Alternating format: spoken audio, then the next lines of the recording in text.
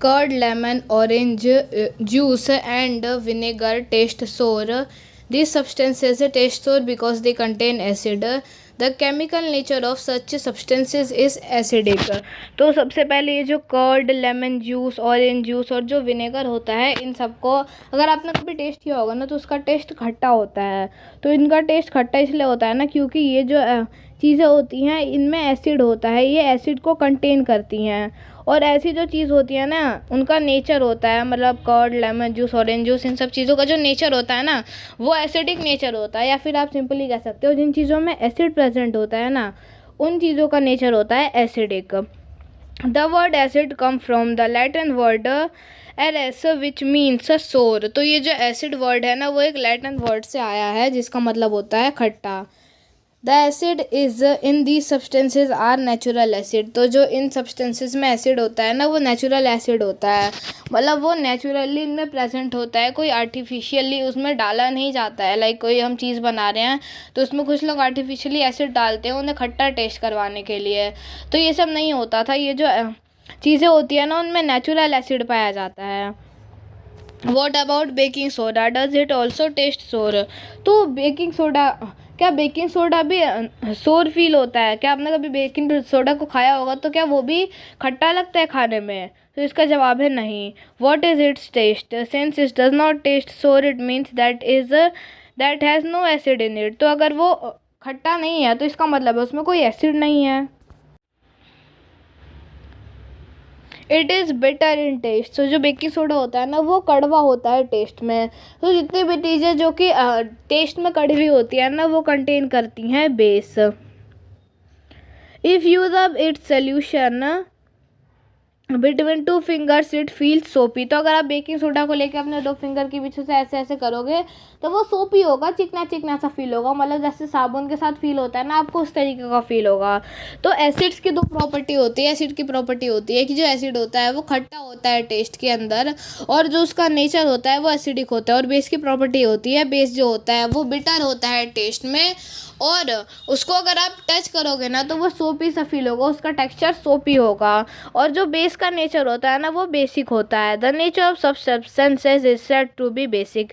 तो ये जो ऐसी चीज़ें होती हैं जिनमें बेस होता है ऐसी चीज़ों को कहते हैं हम बेसिक। जितनी भी खट्टी चीज़ें होती हैं इन सब में बेस होता है।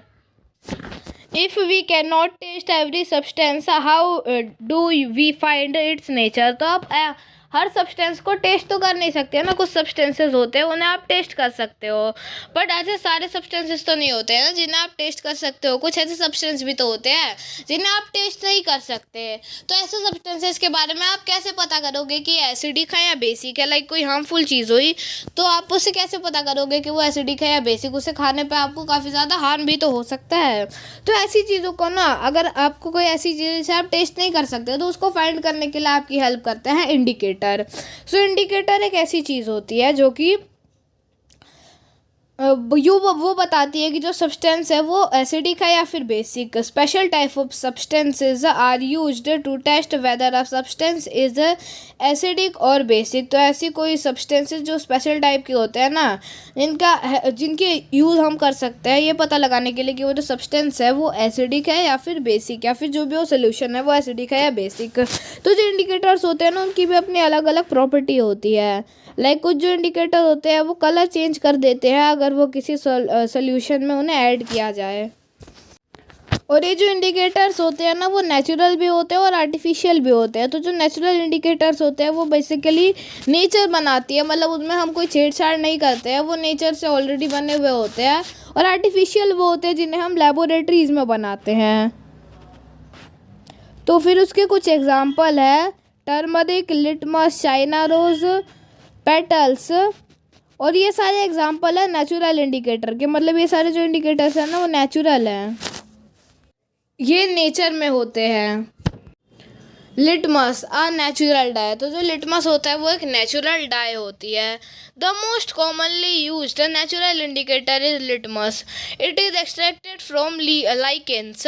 It has a malware purple color in distilled water. When added to an acidic solution it turns red, and when added to a basic solution it turns blue.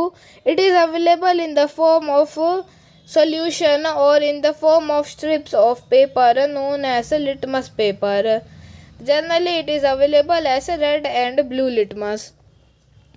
So litmus एक natural indicator होता है, इसके बारे में हमने अभी पढ़ा था ना कि नेचुरल इंडिकेटर, तो वो एक नेचुरल इंडिकेटर होता है और ये सबसे ज़्यादा कॉमन इंडिकेटर होता है, मतलब कॉमनली सबसे ज़्यादा इसी इंडिकेटर का यूज़ करते हैं। तो ये जो लिटमस होता है वो लीचेंस से बनता है और इसका जो मतलब ये पर्पल कलर होता है डिस्टाइल वाटर में। डिस्टाइल वाटर वो वाटर होता है, मतलब पहले हम जो नॉर्मल पानी होता है उसे जब हम उबाल लेते हैं फिर उससे ठंडा कर लेते हैं तो वो बन जाता है डिस्टाइल वाटर। सो फ़र्क क्या आएगा उसे गर्म करके वापस ठंडा करने में और नॉर्मल ठंडे पानी में। तो फ़र्क ये है ना कि जो डिस्टाइल वाटर होता है उसमें जो सारे बैक्टीरियाज होते हैं जब हम उसे गर्म करते हैं ना तो सारे बैक्टीरियाज ख़त्म हो जाते हैं और ये जो डिस्टाइल वाटर होता है उसमें कोई भी बैक्टीरिया प्रेजेंट नहीं होता और जो नॉर्मल वाटर होता है उसमें काफ़ी ज़्यादा बैक्टीरिया प्रेजेंट होते हैं। तो जब हम उसे बॉईल करते हैं तो वो सारे बैक्टीरियाज ख़त्म हो जाते हैं। तो ये फ़र्क होता है डिस्टाइल वाटर और नॉर्मल वाटर का। तो फिर अगर आप इसे डिस्टाइल वाटर में डालोगे ना तो इसका कलर होता है पर्पल और अगर आप इसे किसी एसिड में डालोगे तो वो रेड कलर में कन्वर्ट हो जाएगा और अगर आप इसे किसी बेस में डालोगे तो वो ब्लू हो जाएगा। सो ये जो वो सोल्यूशन होता है ना वो स्ट्रिप्स की फॉर्म में अवेलेबल होता है जिसे हम कहते हैं लिटमस पेपर। और ये जो लिटमस पेपर होता है वो दो कलर में अवेलेबल होता है, रेड और ब्लू कलर में। सो अगर कोई आप रेड लिटमस पेपर लेके उसे एसिड में डालोगे ना तो उससे कुछ नहीं होगा, मतलब वो रेड का रेड रहेगा। और अगर आप उसी रेड लिटमस पेपर को बेस में डालोगे तो वो रेड लिटमस पेपर ब्लू हो जाएगा। वैसे ही अगर आप किसी ब्लू लिटमस पेपर को बेस में डालोगे तो कोई चेंज नहीं आएगा। तो अगर आप किसी रेड लिटमस पेपर को लेके बेस में डालोगे तो वो जो रेड लिटमस पेपर है वो ब्लू में कन्वर्ट हो जाएगा।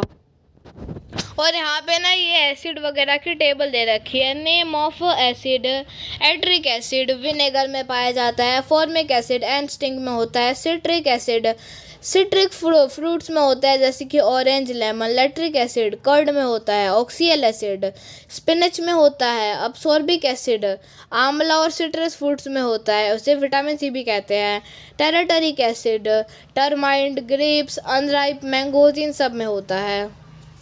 Next topic neutralization. So neutralization एक रिएक्शन होता है। सो न्यूट्रलाइजेशन रिएक्शन बेसिकली वो होता है जिसमें आप एक एसिड को एक बेस के साथ मिक्स करते हो। सो हमने एसिड के बारे में पढ़ा एसिड क्या होता है, हमने बेस के बारे में पढ़ा बेस क्या होता है। सो अगर आप एक एसिड को और एक बेस को मिक्स कर देते हो तब क्या होगा, तो ये जो प्रोसेस होता है न्यूट्रलाइजेशन, अगर आप एक एसिड और एक बेस को मिक्स कर दो तो न्यूट्रलाइजेशन का रिएक्शन होगा। तो इसमें होगा क्या पता है, सॉल्ट फॉर्म हो जाएगा, वाटर फॉर्म हो जाएगा और हीट भी इन्वॉल्व हो जाएगी। अगर आप किसी एसिड को किसी बेस के साथ मिक्स करोगे तो उसके बाद पहले आपको सॉल्ट मिलेगा, फिर आपको वाटर मिलेगा, फिर आपको हीट भी जो होगी वो इन्वॉल्व हो जाएगी। When an acidic solution is mixed with a basic solution, both the solutions neutralize the effect of each other. When an acidic solution and a basic solution are mixed in a suitable amount, both the acidic nature of the acid and the basic nature of the base are destroyed.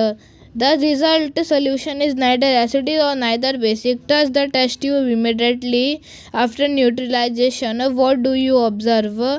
In neutralization reaction, heat is always produced or involved. The involved heat rise the temperature of the reaction mixture.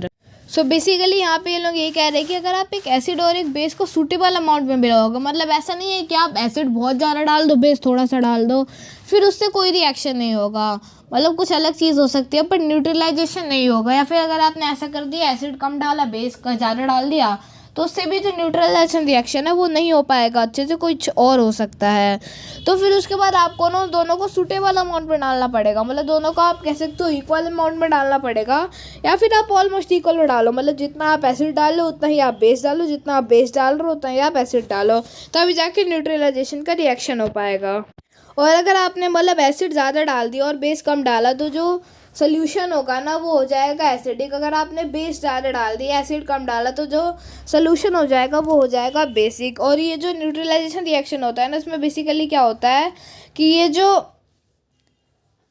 Acid का acidic nature होता है और जो basic nature होता है वो आपस में मिलते हैं, और जो एसिडिक नेचर होता है एसिड का वो भी डिस्ट्रॉय हो जाता है, और जो बेसिक नेचर होता है बेस का वो भी डिस्ट्रॉय हो जाता है। और उसके बाद जो सब्सटेंस फॉर्म होता है ना, सॉल्ट जो होता है वो न्यूट्रल सब्सटेंस होता है। अब न्यूट्रल सब्सटेंस क्या होता है? सो न्यूट्रल सब्सटेंस वो सब्सटेंस होते हैं ना जो कि ना एसिडिक होते हैं ना ही बेसिक होते हैं, ना ही उनमें एसिड पाया जाता है ना ही उनमें बेस पाया जाता है।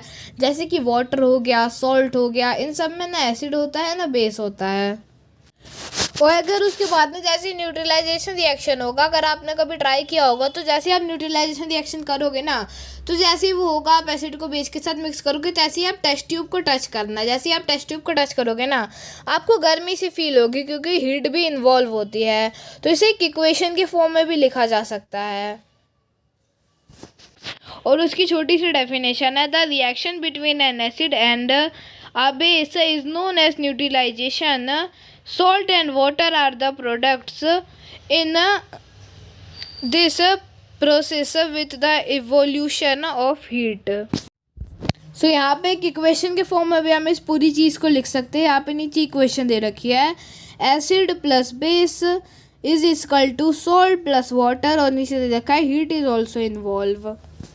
और अगर इससे सही से करा जाए, मतलब कोई एक एसिड लेके और कोई एक बेस लेके करा जाए, जैसे कि एक एग्जांपल है HCl प्लस सोडियम हाइड्रोक्साइड, मतलब hydrochloric acid plus sodium hydroxide. Hydrochloric acid एक एसिड है और ये जो सोडियम हाइड्रोक्साइड है वो एक बेस है।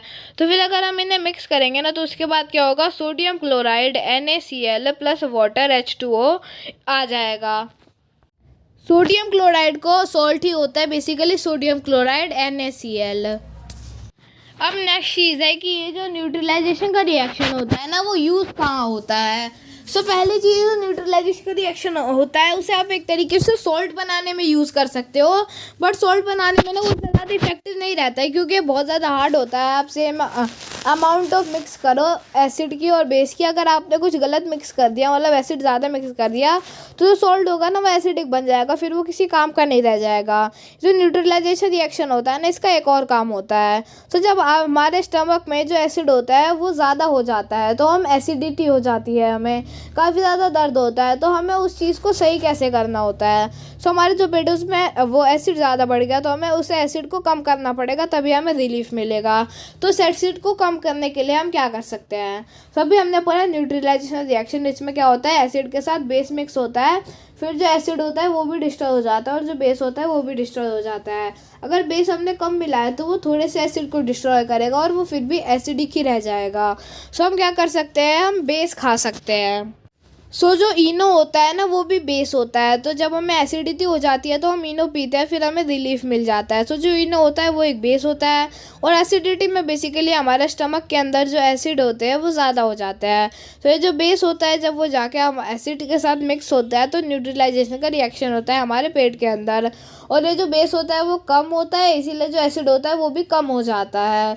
मतलब एसिड पूरा ख़त्म नहीं होता हमारे पेट के अंदर, थोड़ा सा कम हो जाता है। इससे जो हमारा पेट है उसके अंदर जो एसिड होती है उसकी मात्रा वो बैलेंस हो जाती है और हमें रिलीफ मिल जाता है। सो ये है न्यूट्रलाइजेशन का यूज़। और एक और यूज़ होता है न्यूट्रलाइजेशन रिएक्शन का। तो जो फैक्ट्रीज़ होती है उसमें भी काफ़ी ज़्यादा जो एसिडिक चीज़ें होती हैं वो प्रोड्यूस होती हैं। तो एसिडिक चीज़ें जो होती है ना उन्हें कंपनी वाले कहीं थ्रो करेंगे, तो अगर वो चाहे तो उसे पानी में भी थ्रो कर सकते हैं या फिर कहीं भी थ्रो कर सकते हैं। तो जो एसिडिक चीज़ें होती है ना वो हार्म करेंगी, तो अगर वो इसी एसिडिक चीज़ों को न्यूट्रलाइज कर दे तो उन्हें वाटर भी मिल जाएगा, सॉल्ट भी मिल जाएगा। तो जो न्यूट्रलाइजेशन का रिएक्शन होता है ना वो यहाँ पे भी वो जगह लेता है। मतलब जो हमारे अगर फैक्ट्री में बहुत ज़्यादा एसिडिक चीज़ें बन रही है तो हम उसे बेस के साथ मिक्स करके न्यूट्रलाइज करके उससे फिर डिकम्पोज कर सकते हैं। यहाँ पे भी न्यूट्रलाइजेशन रिएक्शन वो आ गया। फिर उसके बाद है ant bite. When an ant bites it injects the acidic liquid formic acid into the skin. The effect of the acid can be neutralized by rubbing moist baking soda, sodium hydrocarbonate or calamine solution which contains zinc carbonate। तो उसके बाद जब हमें ना चींटी काटती है, तो अगर आपको कभी चींटी ने काटा होगा तो आपने ये नोटिस किया होगा काफ़ी ज़्यादा जलन सी हो जाती है। तो जब कभी चींटी हमें काटती है ना तो वो हमारे स्किन में इजेक्ट करती है एक लिक्विड, एक एसिडिक लिक्विड जिसे कहते हैं फॉर्मिक एसिड। ये हमने पढ़ा था ना, एंट की स्टिंग में फॉर्मिक एसिड होता है। तो फिर यही जो एंट होती है जब वो हमें बाइट करती है ना, तो वही फॉर्मिक एसिड हमारे स्किन के अंदर आ जाता है। तो ये जो फॉर्मिक एसिड होता है इसी की वजह से हमें काफ़ी ज़्यादा जलन होती है। तो इसे सही करने के लिए हमें क्या करना चाहिए? The effect of the acid can be neutralise by rubbing moisture baking soda. तो यहाँ पे भी न्यूट्रलाइजेशन रिएक्शन आ गया। सो जब हमारे स्किन में एसिड इजेक्ट हो गया है, उस एसिड की वजह से हमें दर्द हो रहा है, तो हमें क्या करना पड़ेगा? उस एसिड को हटाना पड़ेगा। और एसिड हटाने के लिए हम क्या कर सकते हैं? Neutralisation reaction. तो उसके लिए एसिड हमारे पास पहले ही है, हमें बेस चाहिए। सो हम अगर कोई बेस लेके रब कर देना उस जगह पे जहाँ पे हमें चींटी ने काटा है, लाइक मॉइस्ट बेकिंग सोडा, हम बेकिंग सोडा लेके वहाँ पे रब कर दे जहाँ चींटी ने हमें काटा है, तो हमें आराम मिल जाएगा। या फिर हम कैलामाइन सोल्यूशन यूज़ कर सकते हैं जिसमें जिंक कार्बोनेट होते हैं, या फिर हम जिंक कार्बोनेट यूज़ कर सकते हैं। फिर नेक्स्ट है soil treatment. Excessive use of chemical fertilisers make the soil acidic. Plants do not grow well when the soil is either too acidic or too basic. When the soil is too acidic, it is treated with a base like quicklime, calcium oxide is or slaked lime, calcium hydroxide. If the soil is basic, organic matters composed is added to it. Organic matter release acid which neutralize the base. Basic nature of the soil, यहाँ पे भी एक neutralisation का reaction है जो कि है soil treatment. तो जो सॉइल होती है ना, उसमें हम काफ़ी ज़्यादा केमिकल फर्टिलाइज़र्स यूज़ करते हैं उसे अच्छा बनाने के लिए। बट जो केमिकल फर्टिलाइज़र्स होते हैं ना, अगर उन्हें हम ज़्यादा यूज़ कर देते हैं ना, तो सॉइल अच्छी बनने की जगह और ख़राब ही हो जाती है। लाइक हमने काफ़ी ज़्यादा केमिकल फर्टिलाइज़र्स का यूज़ कर लिया जिसमें एसिड बहुत ज़्यादा होता है, तो जो प्लांट होंगे ना, वो जो सॉइल होगी सबसे पहले वो एसिडिक बन जाएगी। और जो एसिडिक सॉइल होगी ना, उसमें जो प्लांट होते हैं वो ग्रो नहीं कर पाएंगे। फिर अगर हमें उसे ठीक करना होगा ना, मतलब अगर ये जो सॉइल है वो काफ़ी ज़्यादा एसिडिक हो गई, काफ़ी ज़्यादा एसिड बेस हो गया, एसिडिक हो गई, तभी जो प्लांट हो गए वो ग्रो नहीं करेंगे। और ये काफ़ी ज़्यादा बेसिक होगी ना, तभी प्लांट्स ग्रो नहीं करेंगे। When the soil is too acidic, it is treated with base like quicklime. तो अगर ये जो सॉइल है उसमें आपने काफ़ी ज़्यादा एसिड यूज़ कर लिया है, वो एसिडिक बन गई है, तो आप उसे क्विकलाइम जैसी चीज़ों का, क्विकलाइम एक बेस होता है उसका यूज़ करके उससे आप सही कर सकते हैं। और अगर वो काफ़ी ज़्यादा बेसिक बन गई है आपकी सॉइल, तो आप उसे ऑर्गेनिक मैटर जैसे कि कंपोस्ट, इन सब का यूज़ करके उससे नॉर्मल कर सकते हैं। क्योंकि जो ऑर्गेनिक मैटर्स होते हैं ना, वो कुछ टाइम के बाद जो एसिड होता है उससे रिलीज़ करते हैं। फिर जो एसिड होगा वो न्यूट्रलाइज हो जाएगा बेस से, और ये जो सॉइल होगी वो सही हो जाएगी। सो आज की वीडियो बस इतना ही। आई होप कि आपको वीडियो पसंद आई होगा। अगर आपको वीडियो पसंद आए तो इस वीडियो को लाइक कर दीजिए, चैनल पर चैनल को सब्सक्राइब कर दीजिए, और इस वीडियो को अपने दोस्तों के साथ शेयर भी कर दीजिए। Thank you for watching.